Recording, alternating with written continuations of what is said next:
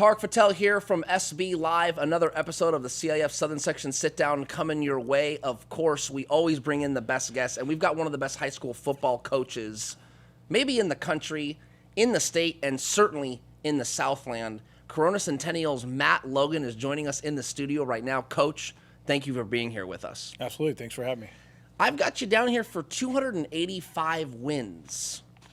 Now, coaches that have been around a long time, they'll go, yeah, that just means I've been around a little too long.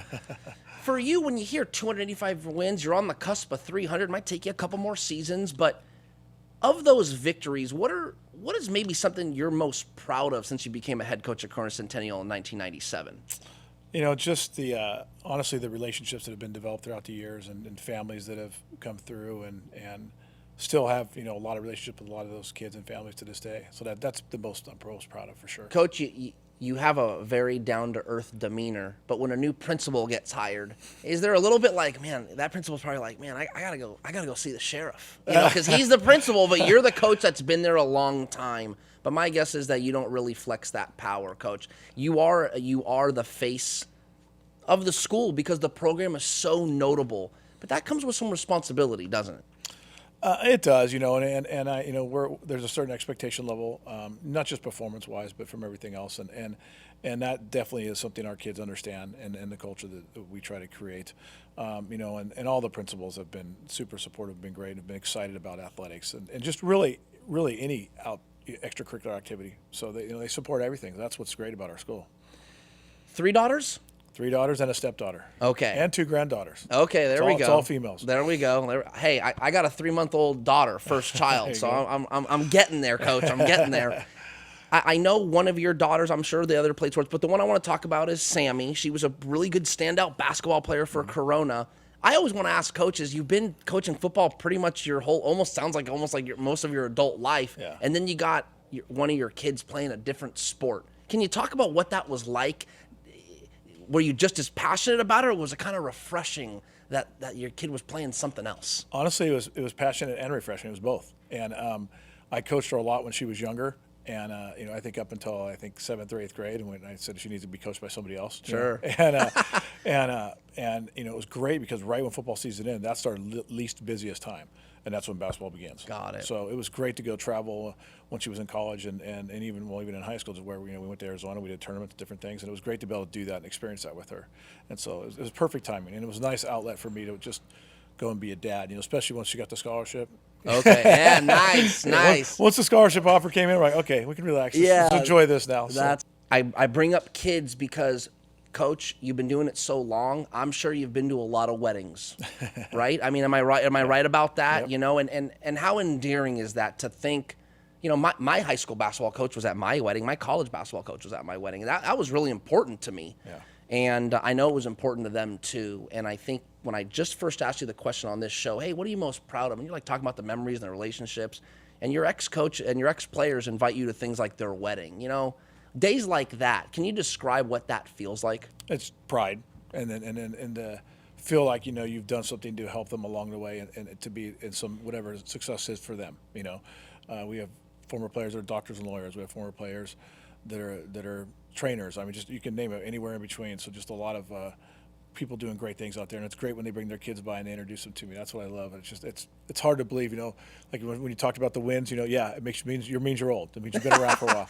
And then when you see, when you coach, I coached my first player's kid not that long ago. Oh, that was pretty man. crazy. So yeah, it's been fun, and see families come through that have had multiple brothers, and I'm also coaching another former player's kid right now too. So it's crazy. Okay, dive a little deeper. Is there anything in those circumstances where you watch the kid and you go, "Oh my gosh, you're just like your pop. You're just like your dad." Usually, I don't want you to be like their dad. Yeah. So you gotta be. Your dad did this. You don't want to be like that. Yeah. No, there is absolutely. There's certain. That's got to trip you out a little bit. It is. It's definitely interesting. High school football. Let's kind of get 30,000 feet up a little bit. Not so much Huskies right now. We'll get more into that in a second. From the coaching the kid in 1997, 98 to the kid you're coaching in 2023, what to you is the biggest difference? It's not your neighborhood as much anymore. With I call it the transfer portal, but whatever you want to call it. We'll get to that in a second. Yeah. I think the kids moving around, the loyalty of that, it's not the same. There would be maybe you'd get one or two. Now it's you change rosters. Most teams change roster quite a bit. We lose some and we get some every year. It works about equal for us, and so that's what's different. And what's frustrating to me, the most frustrating part, is when a kid leaves and doesn't say anything, because like we've invested time in you and we feel treated you right. At least have the respect to come say, hey, I'm gonna do this because I think it's a better opportunity for him. Then I'm gonna wish him good luck, and I can fully understand that.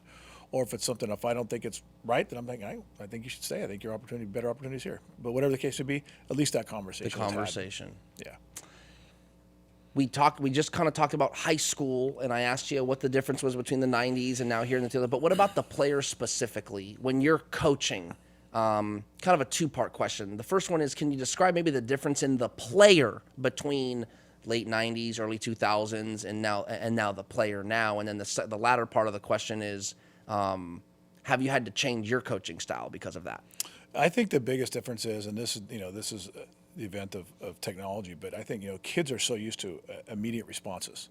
If we wanted to find something out when I was a kid, we had to get on our bikes, ride down to the library, get a book out and find it. Right? They can ask Google anything in 3 seconds and get feedback. So I think constant feedback is needed now, way more than what it used to be. Before when you'd ask a coach or a coach would coach you up, well, why am I doing this? Because I tell you to. That's not what you can't do anymore. You got to tell them. You got to give them the reason behind it, because they're used to that. They need feedback. They want to know, and they want to know instantly. So I think that's the biggest difference. When your players only hear about modern day Bosco, Trinity League this, Trinity League that, and certainly Corona Centennial gets its pub, it really does, but it's always kind of that next tier, as we just alluded to. Does that motivate your players, or do you use that as a motivating piece for your players? We don't, because we're always talking about us and us getting better. Our opponents, when we play teams, are really nameless and faceless. It's about us getting better and what can we improve upon from the week before. And I think that's one thing that was very evident in Friday night's game. Was the fact that we played a team as equal, or really that team beat Bosco, beat Mater Dei 28-0. So, and we played Mater Dei first, and it was in a tight game until the very end. They scored the second. One score game with 4 to go. I was there. That was a close game, Coach. Correct. Yeah, and a mishap on our part, which occurred, to that made the difference in the game. But anyway, so it just shows you how far we have come. In the 12 or 13 weeks that it was, and that's the big thing you want. You want to get improvement. Do you feel like the bridge, the gap? And you could even argue there's not one, and if there is, it's very small. But is it difficult to keep the gap small every year against those guys? Yeah, the big difference for us especially is matching up on both O and D lines on the same year. There's 1 year we'll have a great O line, and then 1 year we'll have a great D line. But getting both of those together is tough. And then I think the big difference too is with the injury, the attrition. So, we lose a guy. That next guy coming in isn't the next All-American, where for them it is. So that's one of the two, the depth, and then the O and D lines. Usually we got the guys that can run around and do those kind of things. So we're pretty, balanced there, but in terms we're equal. But that's the line where it makes a difference. The Corona Centennial Huskies, a tradition. You've got 10 CIF Southern Section titles and a state title. Can you actually talk to us a little bit about that state title year? What do you remember the most? Who were the best players on that team? And, who'd you beat? Kind of run us through that great year. 2015, if I'm not mistaken? 2008 was the state championship. Oh, 2008. Yeah. So Vontez Burfict was the defensive guy there. We had quite a few guys on defense that went on to play. Actually, 3 starters from that team went on to play together in college at Arizona State. So at one time we had 4 starters on the same defense at Arizona State, so it was pretty crazy. We're always known for offense. And Sure. Yeah, but and then Taylor Martinez was the quarterback who just got inducted in the Nebraska Hall of Fame and is the leading all-time yardage leader at Nebraska. That's amazing for all the Heisman Trophy winners they've had and NFL guys they've had that he's the leader. And so that was 2 of the guys. Will Sutton on defense, Brandon McGee on defense, Shelly Lyons on defense, and there was a handful of those 5'9", 180-pound guys that just played their tails off every night that were on that defense. And Arthur Burns was running back for us, and Ricky Marbury was a wide receiver. It was a great team. But that was a great year, and we were really stellar defensively. Had some great players and played really tough defense, and that's that's resulted in a state championship. Other than on the field, what stood out about that team, maybe in their togetherness, that you could speak to? Yeah, there's a whole story on that in its own, which we don't have time for. But we had a player that was in their group a year younger than them that was actually killed in a situation, murdered, and that really rallied that group and the community at that time. During that, and as well, my wife was going through breast cancer and eventually passed away as well. So there was quite a few events that took place that I think that really brought us together, and it was a rough couple years, but it also brought community and kids together to function as a group and do something remarkable. Sorry to hear about your coach, and thank you for sharing. When you're talking about dealing with young people through a really hard time, I'd imagine you're not coach. You got to put on a couple different caps, maybe like psychologist, therapist. How true is that, especially when you're going through a hard time, Coach? Yeah, I mean that's done the daily for us as coaches now, especially. But but yeah, it is something you do, and it's something you welcome because you're there to, the ultimate thing of anytime I think you choose education as a career, and then coaching's a step on top of that, and actually. I tell parents this all the time in the first meeting we have of the year that, we spend more time with the kids probably than they do.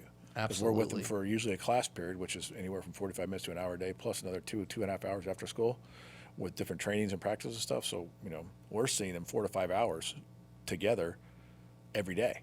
And so we get a lot of time with them, and not to mention, like on a Friday, they see us basically after school till game time. They're with us the whole time and then through the game. So you're talking 7 or 8 hours on a Friday game day. We eat together, we do all these things together. So you develop that, and you're in that profession because you want to serve and help kids, and that's why I got into it, and so that it's just an extension of that, and so however way we can help them, we'll do that. I think sometimes you see these great athletes, Coach.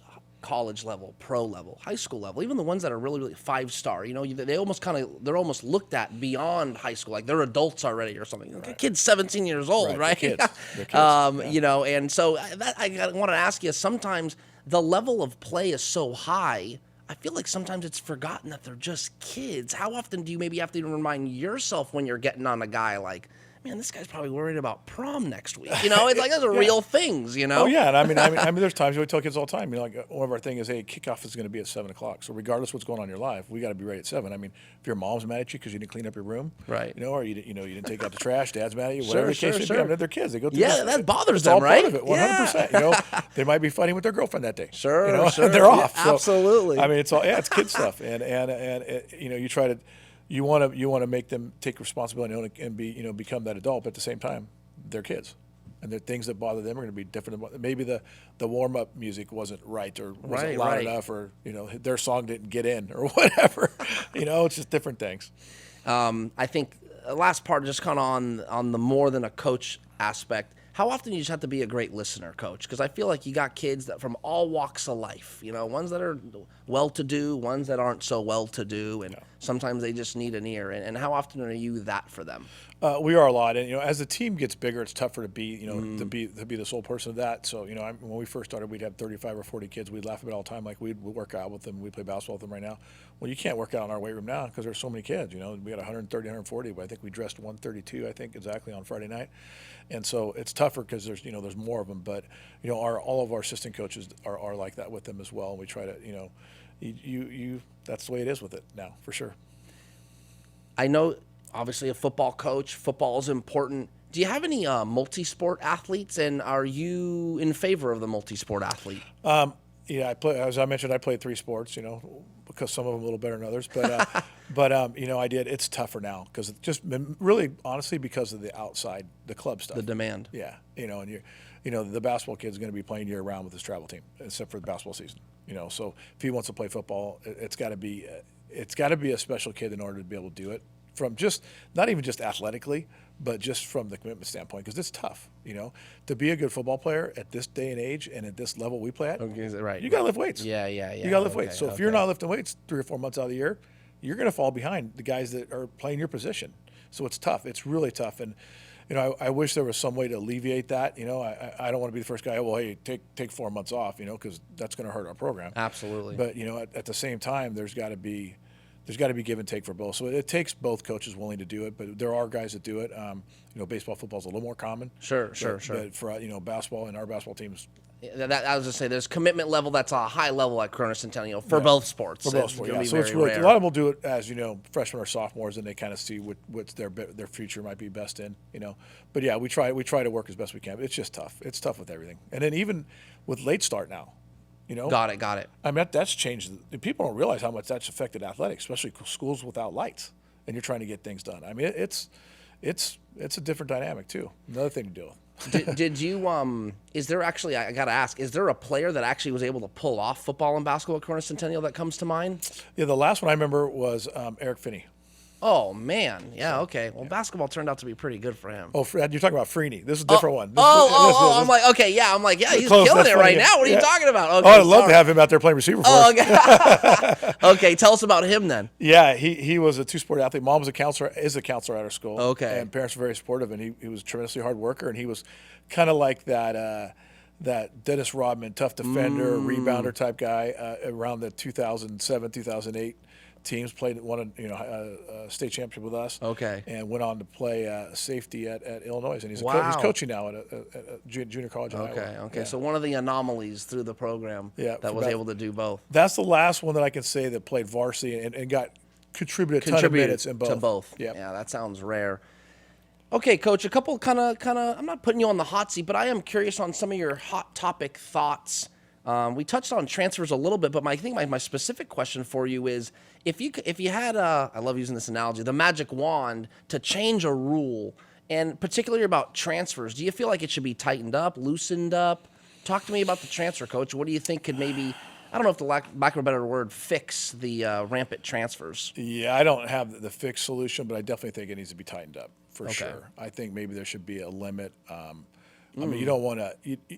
I mean, there are instances where things happen to families and they have to move, and I get that. Of course. And trying to prove an athletic move or not, but there should be maybe some type of cap, or at least must need to be appealed in some way to where it's not so easy for a kid. Kids should be playing at 3 or 4 different schools. If I was a college coach and a kid was at 3 schools, 4 schools, I don't know if I'd recruit him. Red flag a little bit for you? For sure. That's the way I'd look at it. And I have that conversation all the time with college coaches.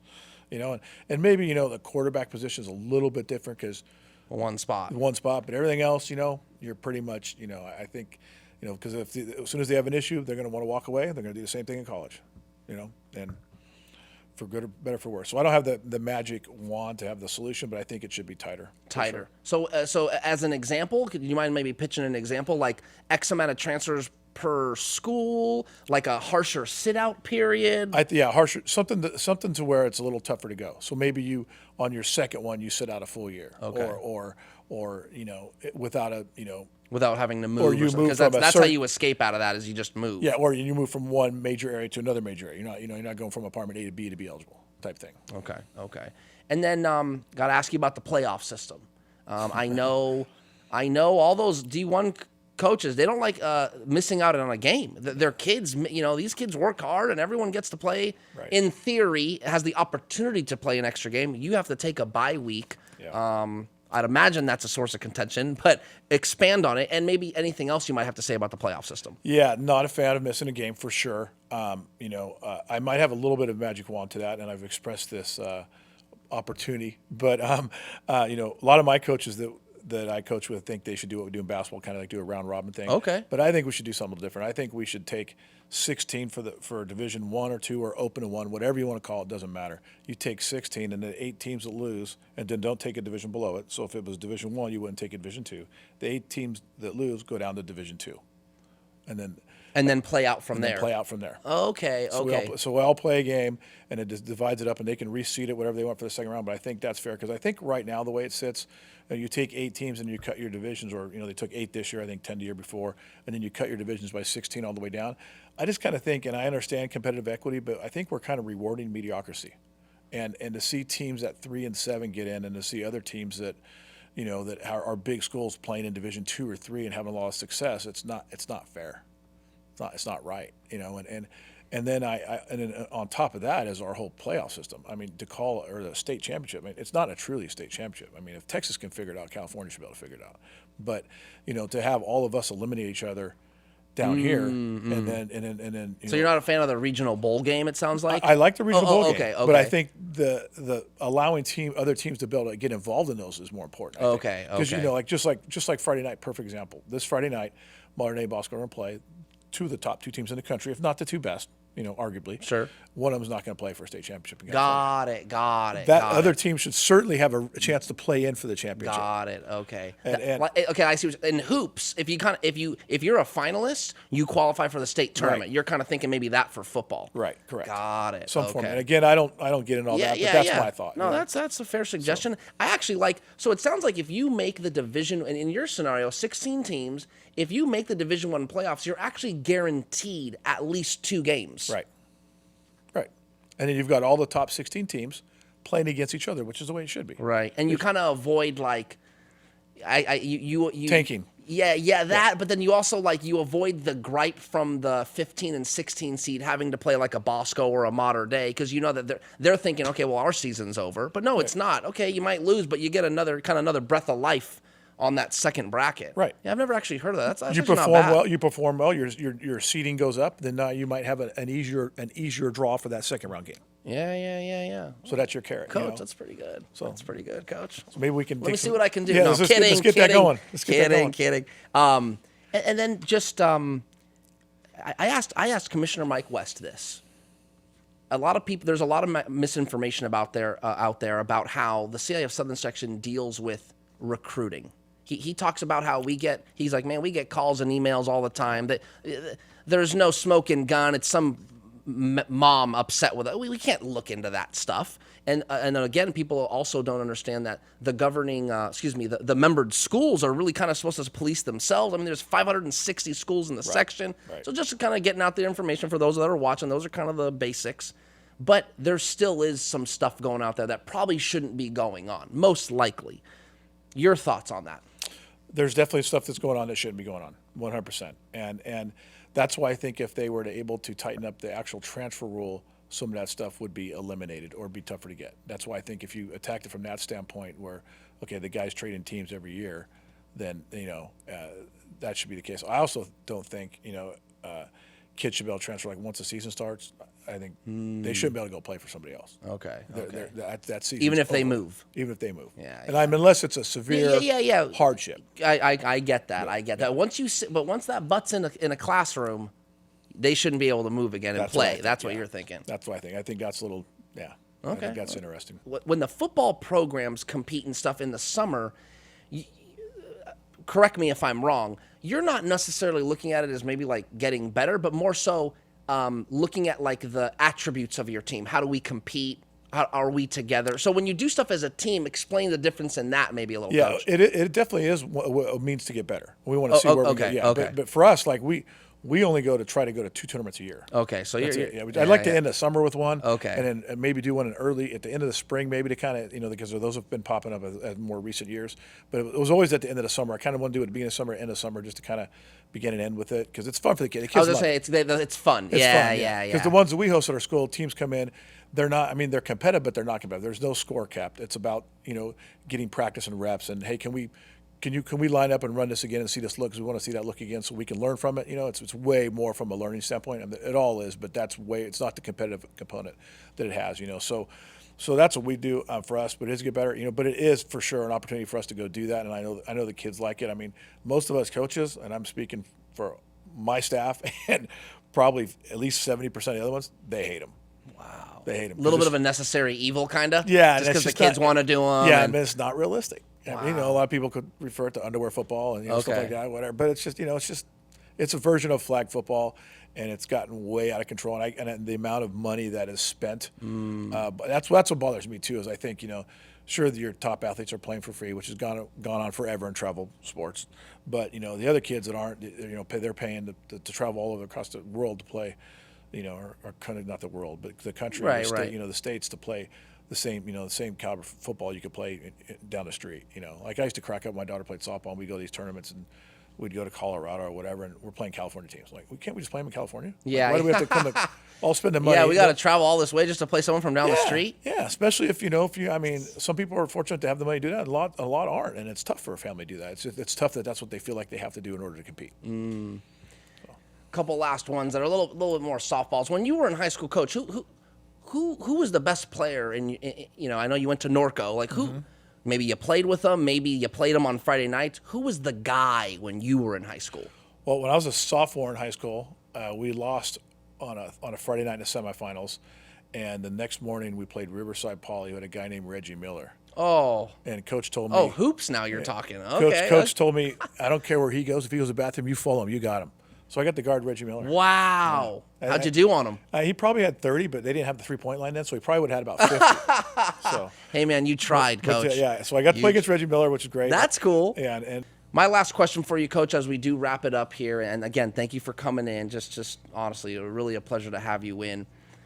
I like to ask coaches this that have been around. We talked about going to weddings and how proud you are of making relationships. When I talk to a former player and I go, hey, you played for Matt Logan, what would you hope he said about you as a player, for you? What would you hope he says about you? That I treat everybody the same, and I'm fair.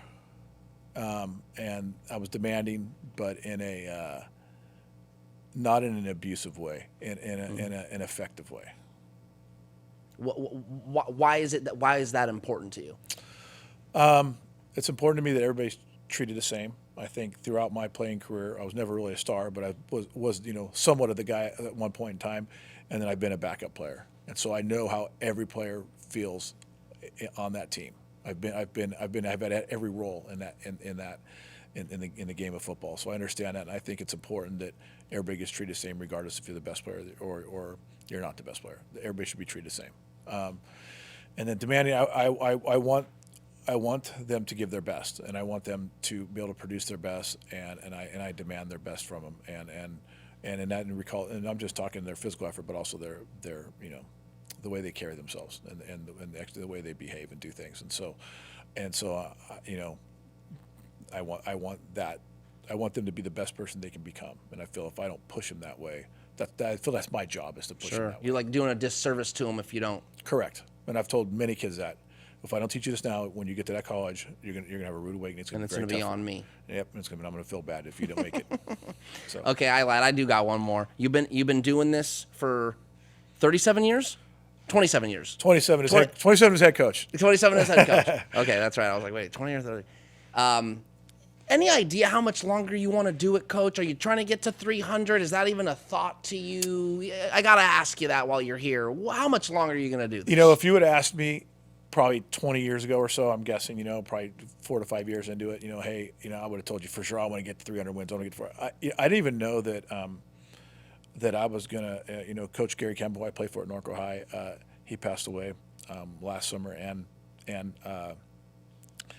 when he passed, Eric Paul Johnson from the Press Enterprise called me up and said, hey, can I get your thoughts on Coach Campbell? And then he goes, well, how do you feel? You're only 3 wins away from breaking his Riverside County of most wins. I didn't even know. I was like, I like literally my mouth dropped. I was like I didn't even know. And how crazy is that it's Gary Campbell? He just passed away, and so I didn't. I have to set up a biography every year. Right. So for like the program and things like that. Exactly. You list stuff like that. So I just never knew that I was in that area, and so it was crazy. Most wins in Riverside County high school football now. Correct. Yeah, that was the record that was broken. And you didn't even know. Didn't even know that. I wouldn't have known it was happening. And so it was pretty. That's pretty amazing to hear that. So I think no. I think I always told myself when I'm not having fun on the practice field. Yeah. Because it's time. So it's got to be. It's all practice oriented to me. Because the practice. And I can tell the players, what we do in practice, we're doing games. So we have to practice hard to play hard, and we demand that, we push that.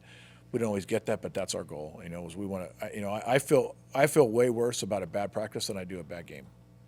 Okay. Well, because you can control way more in your practice, huh? Yep. Yeah. Yep. I hear that, Coach.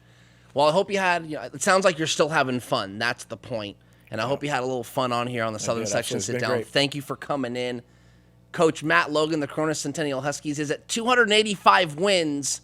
I don't think you can get to 15 next year, so you might have to do 2 more seasons, Coach. We'll get you to 300. I'm Tarek Patel from SB Live. Don't forget scorebooklive.com. High school sports all over the country, but especially here in Southern California. Check it out, read it. We got scores, schedules, and all kinds of content. Thank you for watching, and catch you next time.